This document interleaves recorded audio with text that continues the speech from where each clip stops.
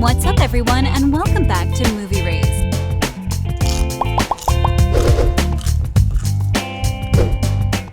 Disney is branching out. The past couple of movies they did were slowly but surely moving away from their classical Western folklore and moving to the more exotic cultures. This time, with the release of Encanto, they're going to be taking us to Colombia and all of the country's glory. So here is why you should be excited for Disney's Encanto.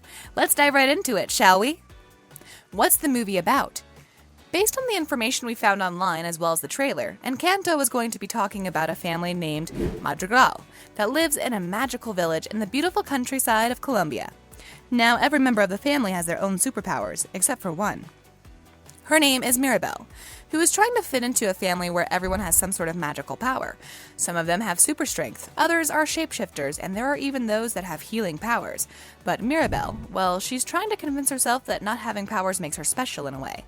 And by the end of the movie, we're going to realize that it's her ordinary human nature that's going to save the entire magical village. You see, it is said that the village will be under grave danger, and the magic would be on the verge of destruction. Who can save it? The girl that has no magical abilities, of course. Now, since this is Disney's 60th movie, we're sure they are going to add a few curveballs to the story. Because if they just keep the story boring and bland where the outcast saves the village and then becomes the hero, how will it be different from the other animated movies? They will need to add some subplots and depth to Encanto. Otherwise, it'll become the most predictable movie ever. I mean, they had about 5 years to prepare. That's right. The idea for the movie was pitched back in 2016, and it wasn't until recently that Disney announced they will be doing an animated movie about a Latino family. The cast is almost all Latino. We all know that inclusivity is the name of the game at the moment, so instead of hiring Caucasian voice actors that would put on a fake Colombian accent, Disney wanted quality and authenticity. That's why almost the entire cast is composed of some of the most talented actors and actresses with Colombian descent. The lead, or in other words, the voice of Mirabel Madrigal, is going to be played by the Brooklyn 99 star Stephanie Beatriz. And don't worry, you won't be hearing that manly, deep voice that people have grown used to. Plans are plans. I'm a badass, not an anarchist. You wanted to see me, sir? He mislabeled the weapon like an idiot, and it almost got filed with the wrong case. He could have blown months of work. And even though the voiceover roles have not been revealed yet, we do know which actors have been signed for the movie. This includes Wilmer Valderrama, the singer Adasa, Diane Guerrero, Angie Cepeda, Mauro Castillo, and many others. What parts of Colombian history and folklore will they include in Encanto? Before we talk about the different Colombian symbols in the movie, don't forget to smash that like button. It keeps the almighty YouTube algorithm happy, and you keep getting these videos for free. Now, after reviewing the trailer once again, we saw what Encanto is going to be, including some references to Colombian folklore and culture throughout Encanto. In the movie, we see that there is a reference to the famous Colombian holiday known as the Day of Candles, usually celebrated on December 7th. Also, if we look at the village where the Madrigal family lives, we will see a lot of tall palm trees and greenery, which loosely portrays the Cocoroa Valley. Also, if we look at the architecture of the house, you will see that it closely resembles those iconic colorful houses that we see in Cartagena. As for the folklore, we can tie some of the family members to famous Colombian folk creatures. For example, the shapeshifter you see playing with one of the children is possibly loosely based on the boraro, a creature that lives in the forest and protects the wildlife that lives there. Of course, there's another shapeshifter, but this one takes on the form of humans, and this boy can actually take on the form of people it comes across.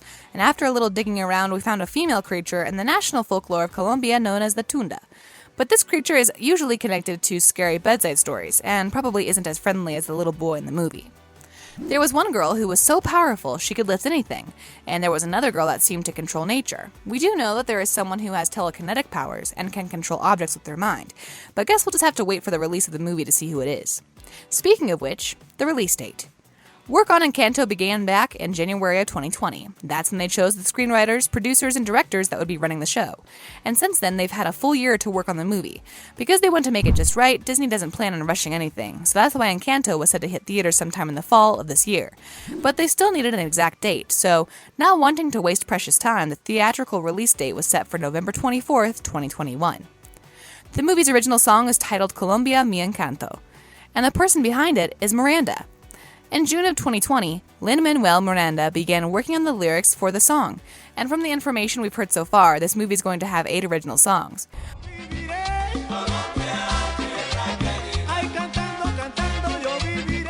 The movie's theme song is called Colombia, Mi Encanto, and we found a version of it on YouTube. Now, we have to talk about the other 7 songs in the movie. Since this is going to be about 20 minutes of screen time, we're going to assume that there are going to be quite a few musical scenes sprinkled throughout the movie.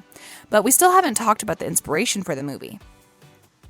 What's magical realism and how will they incorporate it here? Encanto will not only be focusing on Colombian folklore and history, it will also be focusing on some of their 20th century literature, namely the famous literary genre known as magical realism.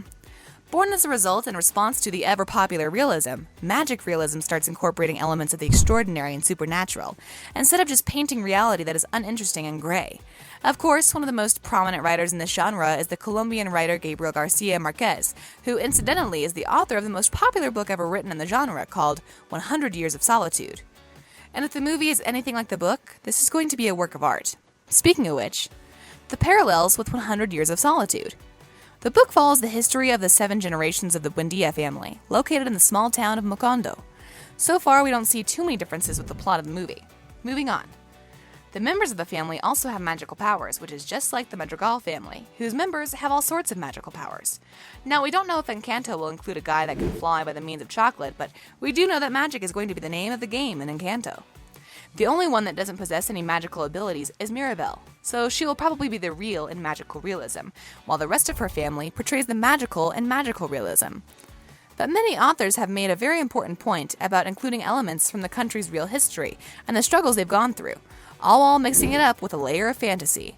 And now that you mention it, that's with all of the yellow butterflies.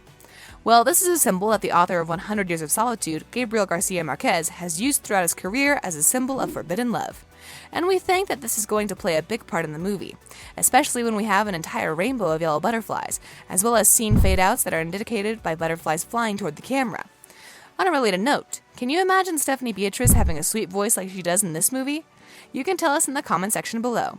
If you'd like more videos like these, don't forget to subscribe to our channel and hit the bell icon so you never miss any of them. And as always, thanks for watching, guys.